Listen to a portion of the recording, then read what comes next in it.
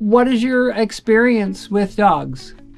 So I've been doing this for 10 years, working with dogs. Beforehand, I used to counsel humans, and I was going to become a life coach for humans. And then I brought home two rescues, litter mates, and they had been through many different things and were afraid of the world. I hired a trainer who came over and told me to do things that I would not do. So I asked him to leave and I started reading everything I could get my hands on. And, I found people that were kind and caring.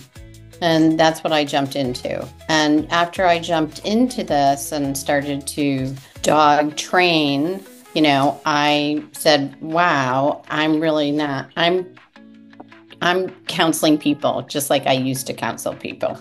And so I started to say to people when they would reach out, I'm happy to come. My training is for you, the human, and we're going to have a lot of fun. It'll be fun for your dog, and you're going to learn a lot. That's the way I began. And I am just giving Fitzy and Sally some little chew sticks here. Oh, Fitzy and Sully. Fitzy and Sally, yeah. Go ahead, Sal. That's for you. So, I just saw so many things that were so sad.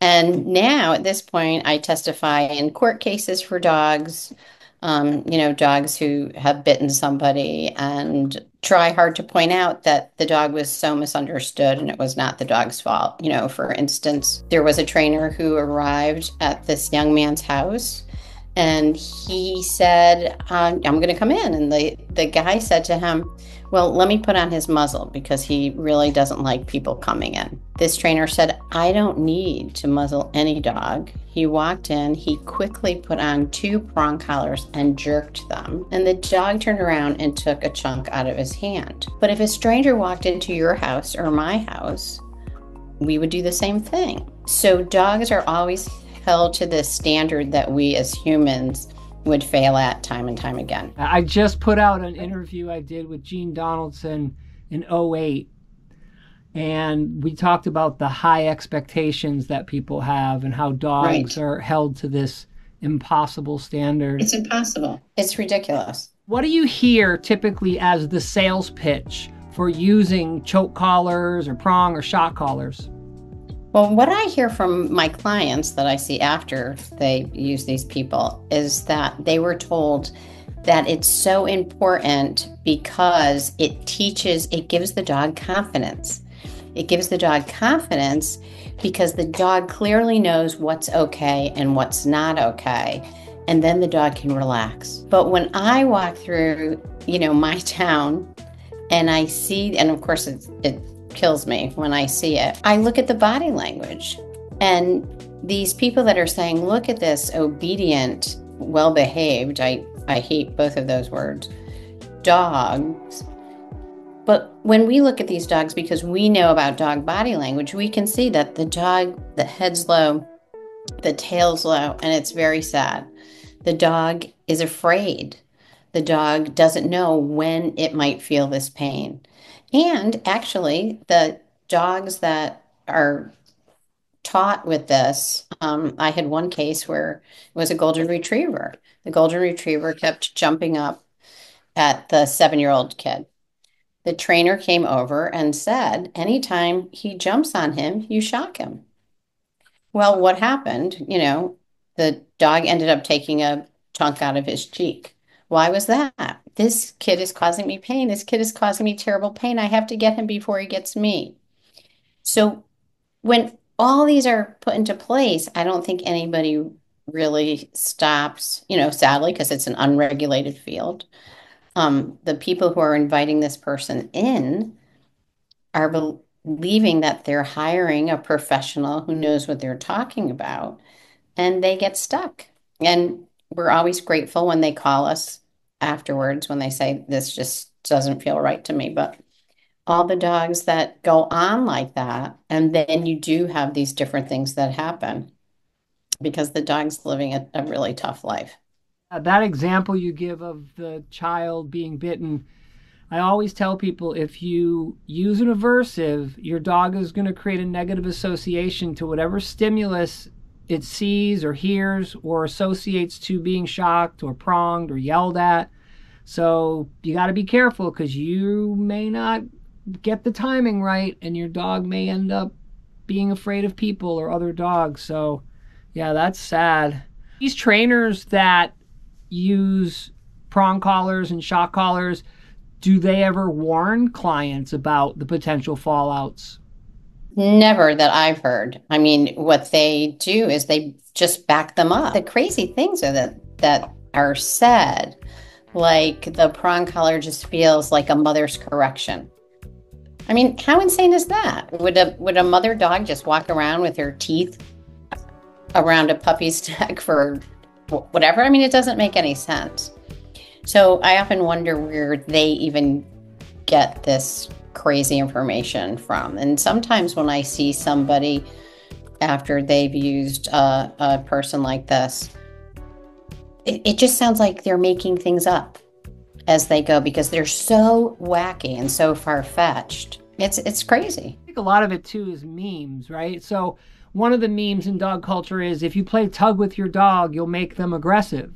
Well, that probably started with somebody who was playing tug with a dog, and the dog growled, and they smacked it or yelled at it, and the dog bit them. And they think, oh, the dog bit me because of tug. No, the dog bit you because either it had existing fear, or maybe it was resource guarding, or maybe you did something that made the dog scared and it bit you. But playing tug with the dog is not going to make them aggressive. Right.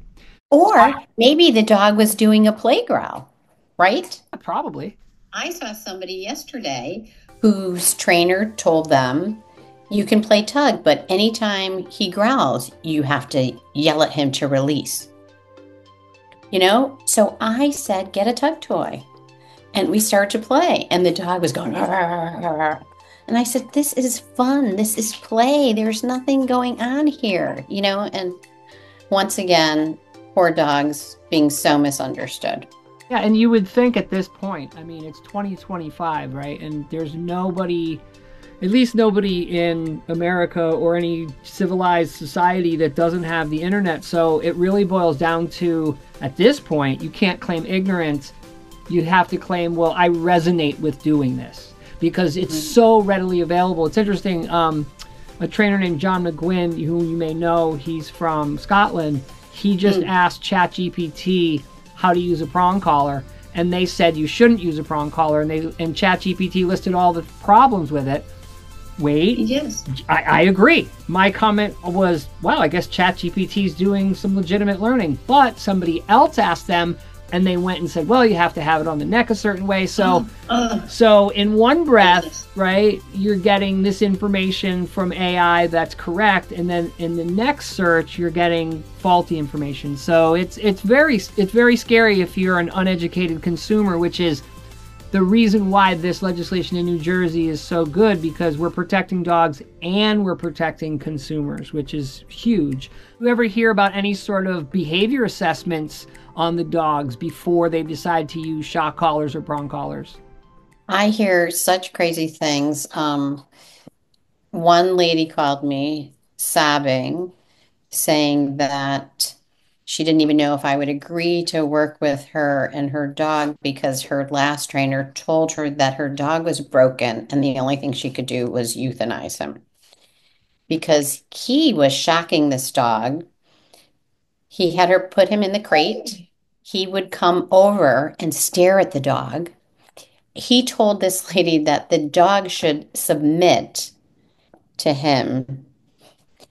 And instead, the dog was growling at him. So he shocked. And the dog became, so the poor dog, right? I mean, you're coming into my house, I'm stuck here, and now you're causing me pain. It was a terrible scene.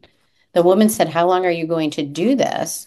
And he looked at her and he said, well, it should have been over by now, but your dog is broken and the only thing you can do is euthanize this dog.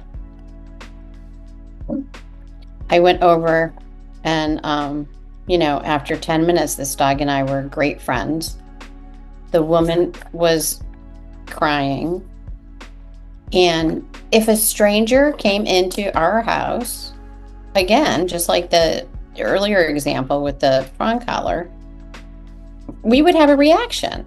And for the dog to be stuck in a crate like that, person who clearly doesn't know anything about dog body language, to be rude and confrontational, a horrible, horrible situation. And, you think about the people that are out there that listen to somebody like this. Now, this lady has moved to the Cape and the dog runs on the beach and it's a great life. But how many dogs don't get to that point? That's why I'm doing this, and that's why. I'm so grateful that you're doing this. Yeah, it's long overdue, and it's kind of been my life's work. When I became a dog trainer, it was because I made a film called The Pitbull Hoax, and it was the first documentary ever about pit bulls back in '09. And I interviewed Dr. Dunbar, Dr. Dodman, Gene Donaldson, Dr. Karen Overall, Diane Jessup. I wasn't in the film, but I got all the smart people to talk about why these dogs are not the problem, it's people. But I concurrently was also becoming a force-free advocate at the same time, because one of the things I brought into pit bull culture was positive training, because as I was doing my research, I'm like, wow, man, a lot of these dogs are just getting choked and shocked and beat down because they're tough dogs, quote unquote, right? So I made a little short film called The Heavy Hand Myth, and that, but this has been spurred on because my former assistant, Laura Giuliano, she moved out of assisting with me to start her own business, and she has puppy classes. Senator Vin Gopal came in to her puppy class, and he was like, what's going on with all these trainers out here? Like, all they do is shock and choke. And she was like, I know. They made a connection. And so she wrote the language, which is really good. It's the only time I've ever been behind dog trainer legislation, because honestly, all the legislation I've read did not protect dogs or consumers. It was some mumbo jumbo, and it was a money grab, right? Like, oh, we have, 500 dog trainers in our community. Let's charge them 500 a year or whatever it is. But this legislation has great language that could be easily applied to other states. And again, what I've been telling people is I have some tenuous connections to powerful people, and my goal is to bring this to the federal level and make this the law of the land. Because again, as you know, any smart, empathetic, caring person who's ever stopped and thought about it, you're like, you know what? This should be the way it is. You should not be able to go in and just shock and choke dogs and all this mumbo jumbo.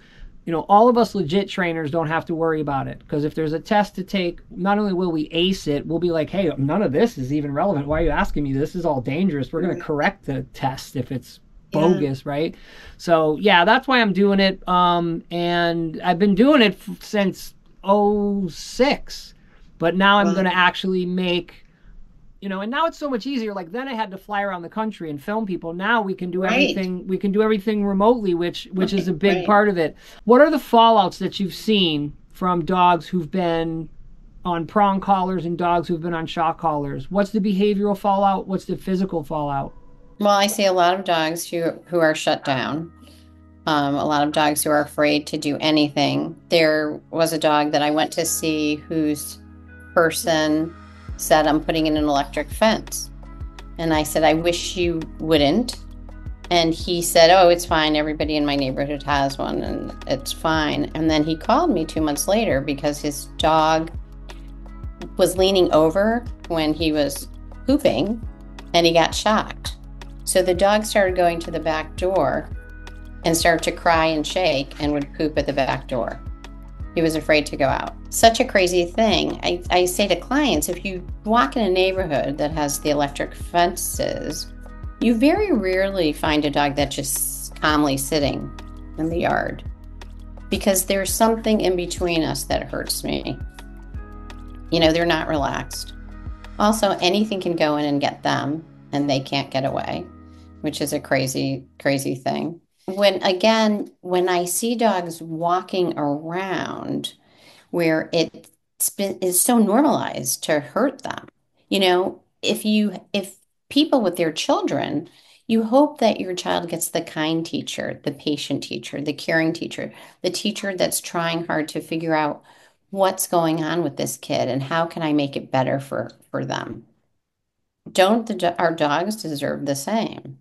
So when I saw a girl the other day, she's jogging with her, beautiful ponytail, and her dog is just beside her, looking so stressed and so sad. And she's holding a purple remote. So now the remotes even come in, nice colors, all done 15. So it's kind of crazy. So you've seen dogs who have been shut down. Have you seen dogs who have been more aggressive and more fearful from being shocked and choked? I've also seen dogs who have gone after people, just like the dog with the little boy. There's this German Shepherd who has a shock collar, and the Shepherd bit an older woman and then badly hurt the neighborhood kid, took his ear off, because this dog also learned that other people in the, outside caused me pain. And the woman said, if I had been able to shock him before he got to them, it would have been okay. So this is what we deal with every day on a daily basis. The dogs are suffering, the dogs are being hurt, and the dogs are feeling like, I just can't say it enough. I have to get you before you get me. Well, fight, flight, freeze, right? Nobody can disagree with that. And if, what I always tell people is, if your dog is in a hallway and their peripheral vision is jammed, a lot of dogs don't understand they can go back. They feel stuck because dogs are really focused on peripheral, because that's how they catch prey. That's how they stay alive.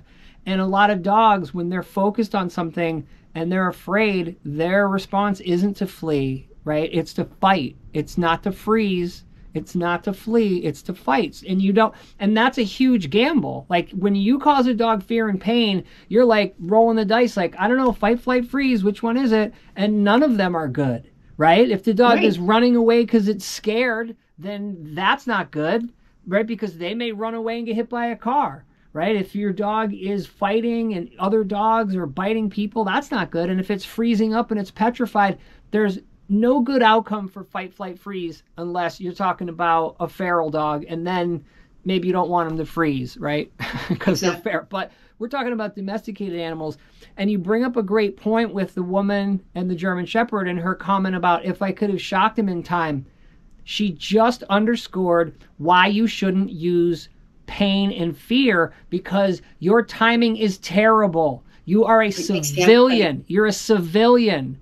And I would even say to the police dogs and to the military dogs, let me see your timing. We're not going to use shock, but let me see your timing with a little button. Let me see how good you are. Because my timing is phenomenal with dogs. I train dogs for the last 25 years, and I'm constantly in the mode of focusing on my behavior and my mechanics. So yeah, that's a really good point, and it's egregious what she said, because no, you don't want to shock your dog. But again, it underscores that the timing of these aversives have to be impeccable. And we know, right, just people have terrible timing. When this bill got brought up for a vote about 3 weeks ago, a dozen or so of these pain trainers showed up with a puppy on a shock collar. So let's bring a small dog who doesn't have full cognition. They convinced one of the committee members to wear the shock collar, and they were like, oh, it's not so bad, which is the classic. But that's the classic. And what I always say to people is, well, that's because you know what's happening. You know what's coming. You can brace for it. You have the intellectual capabilities to go, okay, I'm about to get shocked. Dogs have no context. And what they said, and they've shot themselves in the foot, and they said to this committee, the only way these tools get abused is by dog owners. Then why use them? Right. There isn't anything I've ever given a client that they can abuse. Nothing. Absolutely. And if your dog gets diarrhea because we got the wrong treats, we'll get new treats. Yes. And I even have a formula that I can send people to clear up doggy diarrhea in 8 hours. So they've already shot themselves in the foot. I mean, we know the trainers are abusing these tools because we see the fallouts, but they've already admitted that the only way they'll get abused is with dog owners. Then why would you recommend it? But I love your point. You know, you knew it was happening. And do you remember that little prank thing, like when we were kids? Yeah, If you sure. shook some, I mean, if you were at a party and you knew somebody had it, you were like, I hope I don't shake his hand. I hope I don't shake his hand. You know why they stopped selling those? Because a lot of people got punched in the face. Look at that. I'm kind of half joking, but you know, how much more work is it as a pet dog trainer to go into a situation where a dog has been shocked and choked and they have all this behavioral fallout? How much more work is it to help this dog recover from those things? Well, first you have to gain the dog's trust. But you know, I find that it happens quickly, that the dogs, you know, gosh, most of them are just so forgiving and trusting. So 2 days ago, I went to see this little black dog. This dog was found on the streets of Texas, malnourished, about 3 years old. Who knows what his past was like. He doesn't like strangers coming in.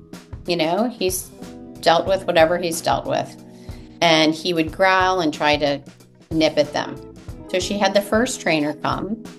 He put on a prong collar and said, jerk it. Everything that we hear all the time. You know, the dog became more ferocious. The next trainer came. They tried the shock collar. And I actually met her at a jazzercise class. And she said, oh my gosh, you're a dog behavior consultant and a bite prevention educator? Can you come and meet my dog? Because nobody's been able to help him. And I went over and I walked in and I used my good dog body language. And we literally made friends in 10 minutes. And then her and her husband kept saying, oh my gosh, look at this. Oh my gosh, look at this. Because he kept coming over to me and getting really close for pets. So it's something where if a dog is resilient and trusting, it was a great time with this dog. It was really nice. And the woman, you know, sent me 3 texts yesterday that she can't believe it and they're so happy. But some dogs take longer. Some dogs are really worried about now who's coming into the house because they were worried beforehand because of whatever. And again, if a stranger walked into our house, we'd be worried too. So you really have to teach people to come in the right way, right? Not be rude and confrontational, to send that right body language. But some dogs are really shut down and having a hard time. And then you really have to gain that trust. You know, you have to show them that the world is okay, especially when you're out on a walk and you've worked with this trainer who says, oh, your dog gets aggressive when they see another dog. Well, of course, the dog is saying, I'm afraid, stay away, the best that the dog can. And now the dog feels pain.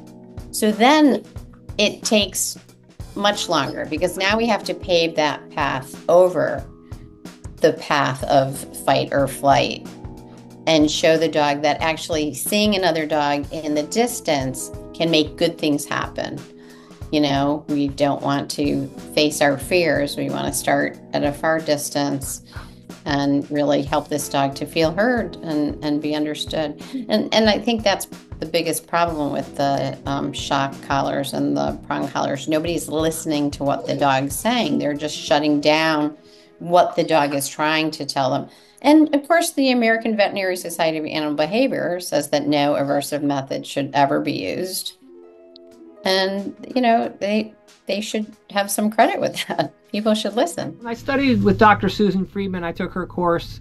She said you never have to make animals afraid because they have enough fear in general. Like in life, things are scary. So why do you want to add to it, you know? And yes, that's so simple. And, you know, look, aversives or punishments don't have to be painful or scary. I equate it to, would you rather get a parking ticket or have your tires popped? That's right. Funny. So I'll take the parking ticket. It sucks. You know, I tell my clients, I disappoint dogs all day long. Mm-hmm. Nope, you can't go through the door yet, right? Oop, you can't go across the street yet, right? Oh, too bad you jumped on the table. Got to time you out. But I don't hurt them or scare them, right? And so that's the line, right? We're not going to hurt them or scare them. right? You can be firm, stay, right? Come. You can, I tell people, like, think like a coach, right? And when the game is really intense, you go, pass, get in position. You don't go, you suck, you're off the team. Right. Same intensity, but different intention.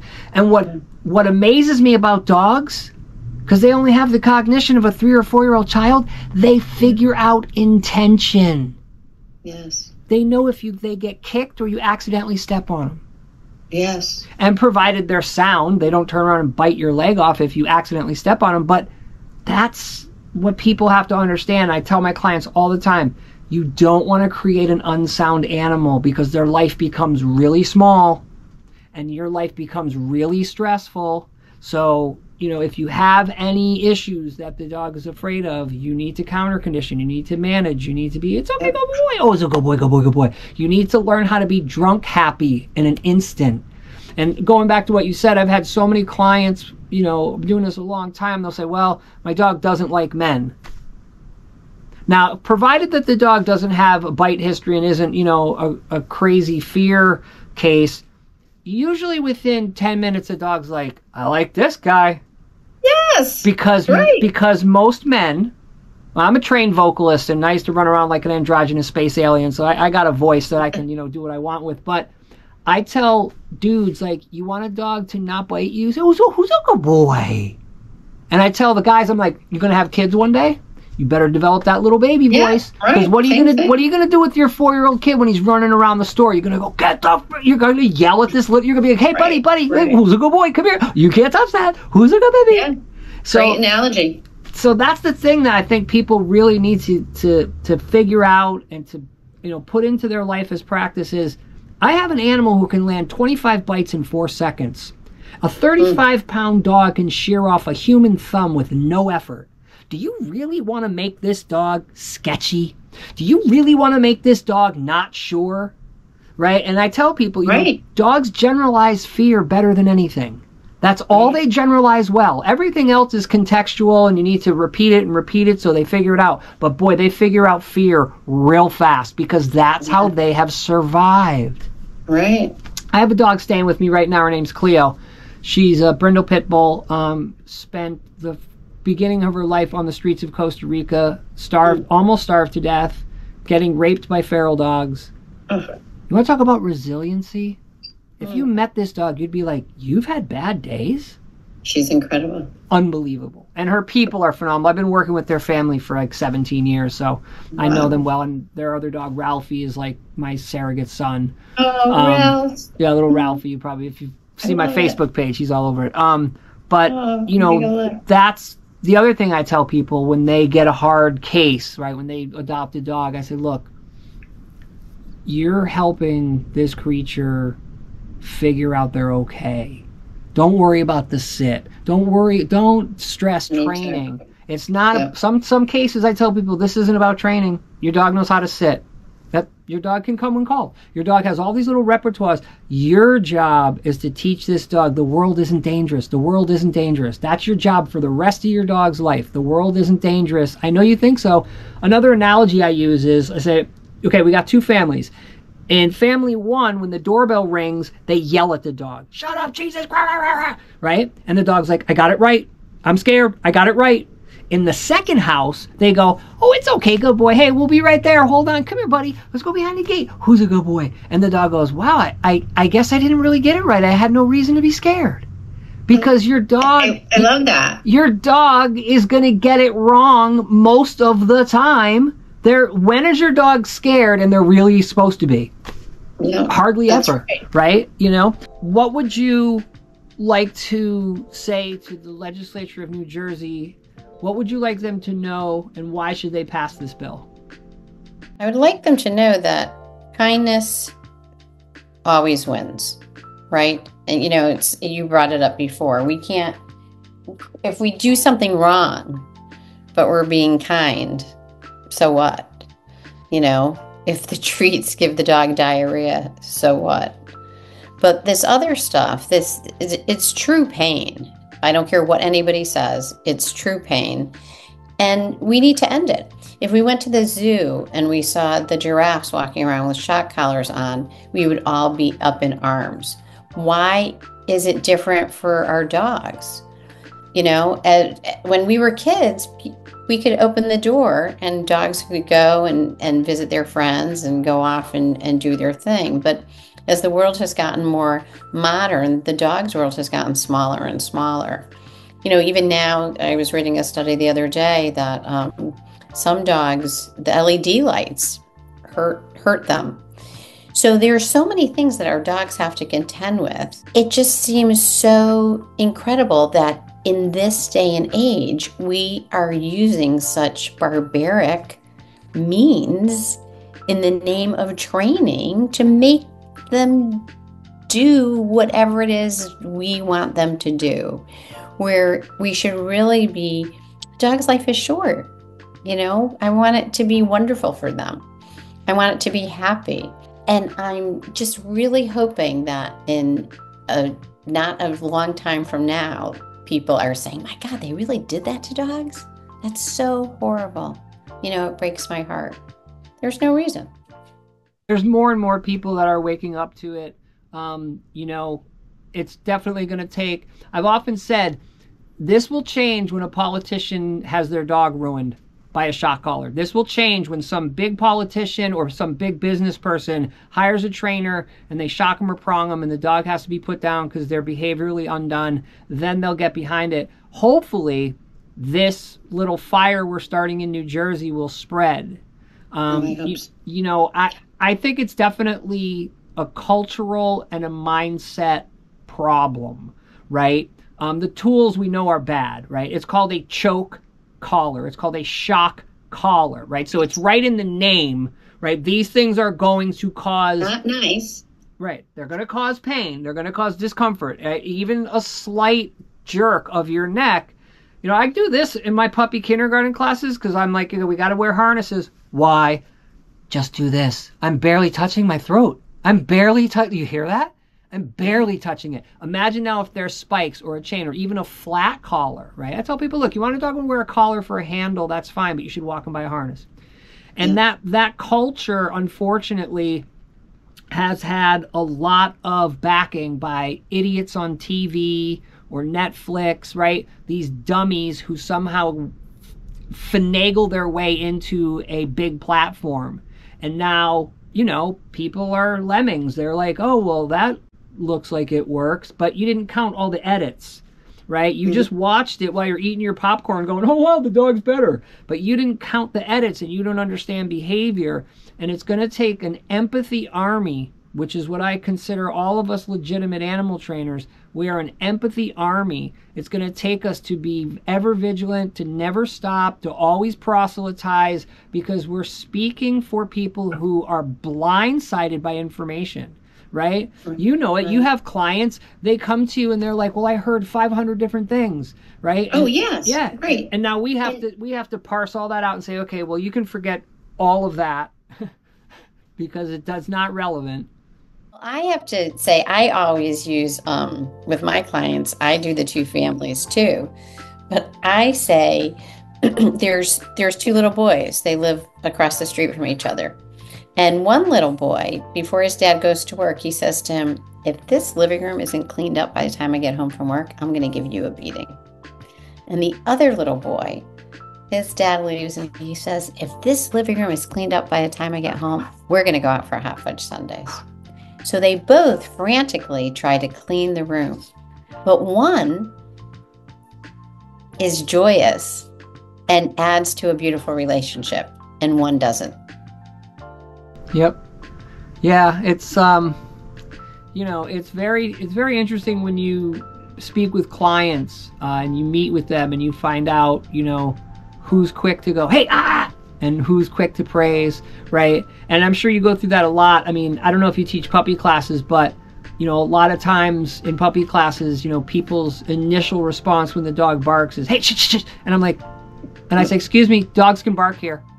It's dogs are allowed to bark here. It's okay. Yeah, right? Yeah. Like, you know, my assistant will come over and keep the dog company if I need to talk to keep the dog quiet. But it's okay. You don't have, you know, and that's what I tell people. Like, if your dog's excited, say it's okay. If your dog's scared, it's okay. Get used to letting your dog know it's okay. It's all right. Good boy. Right? You got it. And you have to, I spoke to a young lady a couple of nights ago for the film, and she said, you know, empathy is a muscle, and so isn't your response, right? Changing your response to, hey, shut up, to, it's okay, good boy, you know, right. And getting people to change their innate responses, their reflexes, that's a big challenge for us dog trainers. But you do it by example, you know, like all the people who you've worked with where they were like, oh my God, the dog loves her. It hated the last 3 trainers.